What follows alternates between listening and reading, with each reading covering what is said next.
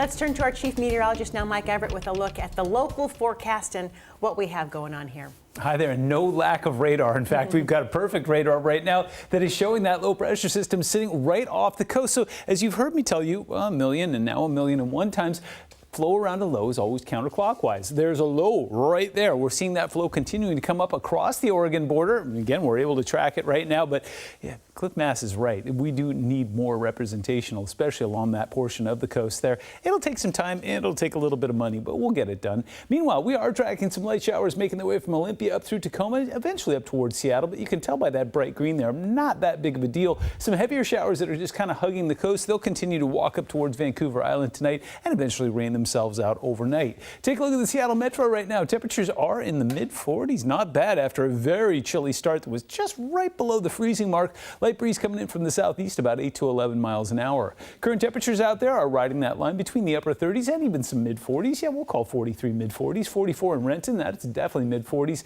and 45 up towards Bellingham. Take a look at the winds. We will continue to see them coming up from the south and west as well. Nothing particularly gusty. It'll just stay breezy through the rest of the night. Now watch this. We're going to trade one low pressure system for another. You notice that one that just kind of dissipated? Another one drops right down behind it. This one looks like it has the intention to come on shore late Thursday into Friday. Could be our next significant rainmaker. Between now and then, we'll see some low-level morning fog and some sporadic showers, and then it looks like it's going to be a fairly active weekend. The other thing we're watching is down towards California, where it looks like they're going to tap into more moisture, but this time what could potentially be warm moisture, and that is not okay because of all that snowpack that we've seen build up over the last couple of weeks. You put some warm rain down on top of that, that could become a flooding situation for them. We're going to monitor that very closely. In the meantime, we're going to see some low-level fog tomorrow morning. We'll see some scattered showers as we go into the evening commute, and then we're just going to lather, rinse, and repeat. Now, you may see some indications that we could see some low-level snow, but very similar to what we've seen over the last couple of weeks here.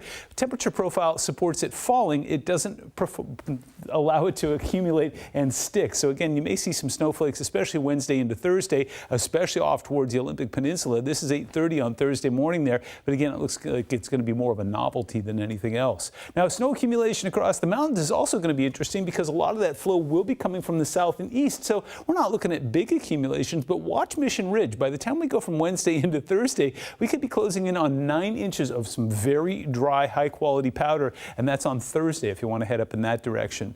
Overnight lows are going to ride that line between freezing and slightly above freezing overnight tonight, and look at this, we're going to make an attempt at 50 degrees. As those days start to get a little bit longer, the probability starts to become a little bit higher. 7-day forecast shows us in the upper 40s in the Seattle Metro. A couple chances to hit 50s this week, but the big story still remains, bringing that clock forward Saturday night.